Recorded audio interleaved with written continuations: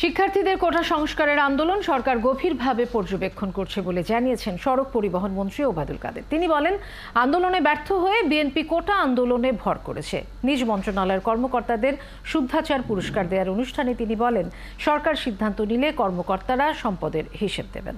শারমিনীর প্রতিবেদন। সকালে সচিবালয়ের সড়ক পরিবহন ও মহাসড়ক বিভাগের ৬ কর্মকর্তার হাতে শুদ্ধাচার পুরস্কার তুলে দেন ওবায়দুল কাদের। এ সময় দুর্নীতি প্রসঙ্গে তিনি বলেন, দুর্নীতি যত বেপরোয়া গতিতে বাড়ে সেই তুলনায় পড়ে অনেক পরে। আমরা যদি সৎ থাকি তাহলে এখানে দুর্নীতি হওয়ার সুযোগ কম। মেগা প্রজেক্টে এখন মেগা দুর্নীতি নয়, বরং মেগা সাশ্রয় হচ্ছে উল্লেখ করে তিনি বলেন, দেশের ৩টি সেতুতে মোট ১১০০ কোটি টাকা সাশ্রয় হয়েছে। যারা মেগা প্রজেক্টে মেগা দুর্নীতির কথা বলে তাদের উদ্দেশ্যে আমরা জবাব দিয়েছি।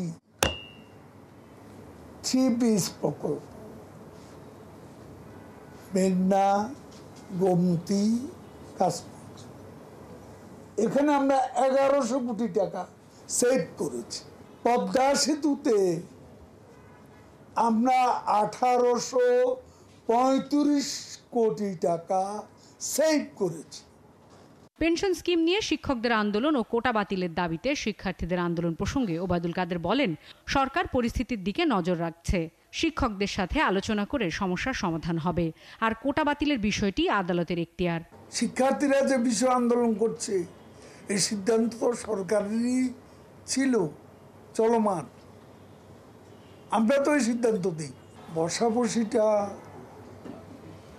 কখন হবে সেটা আমি এই মুহূর্তে বলতে পারছি না, তবে সময় মতো সমাধান। আন্দোলনে ব্যর্থ হয়ে বিএনপি এখন কোটা ও শিক্ষকদের আন্দোলনের উপর ভর করছে বলে অভিযোগ করেন ওবায়দুল কাদের। নিজেরা পারে না, পরজীবী আন্দোলনকে আজকে তারা পরজীবী আন্দোলন করছে।